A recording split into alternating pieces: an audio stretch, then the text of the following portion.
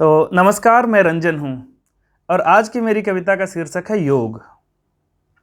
योग अपने आप में एक बहुत बड़ा विषय है। उसके कई पहलू हैं। किसी एक परिभाषा में उसको बांधना बहुत मुश्किल है।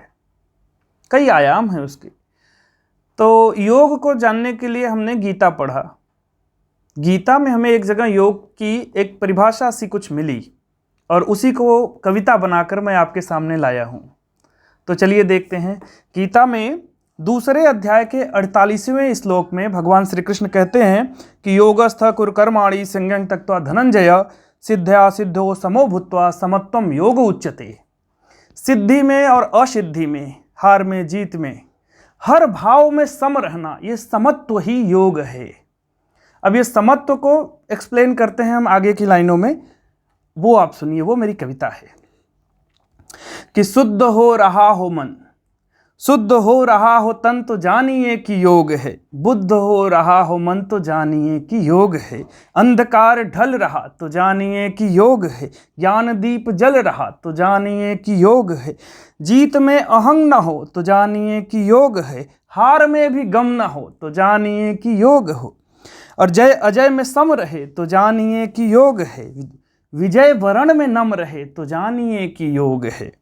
दुख में दुखी ना हो तो जानिए कि योग है। सुख में सुखी ना हो तो जानिए कि योग है। समत्व दिख रहा हो गर तो जानिए कि योग है। शिवत्व जग रहा हो गर तो जानिए कि योग है। कर्म की प्रधानता तो जानिए कि योग है। फल की चाह त्यागता तो जानिए कि योग है। भावना की पूर्णता तो जानिए कि योग है। और कामना की शून्यता तो जानिए कि योग है।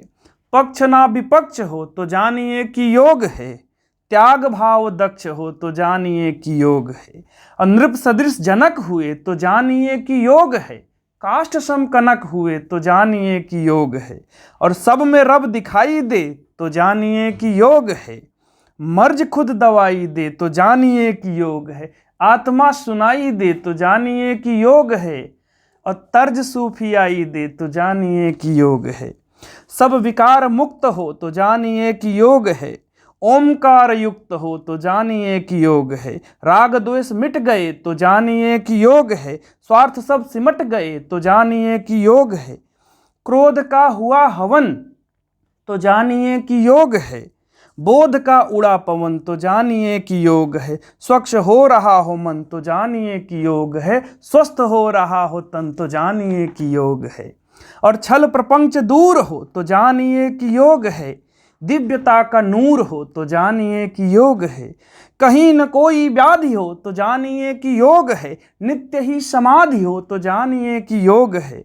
न लिप्त हो न रिक्त हो तो जानिए कि योग है। एकाग्र बुद्धि चित्त हो तो जानिए कि योग है।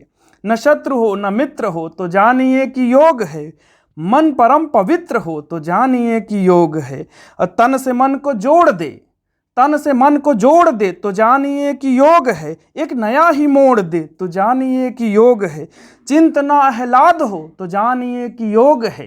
एक रस निनाद हो तो जानिए कि योग है। और अंतिम लाइन सुनिए कि सत्व अपना ज्ञात हो तो जानिए कि योग है। सत्व अपना ज्ञात हो तो जानिए कि योग है।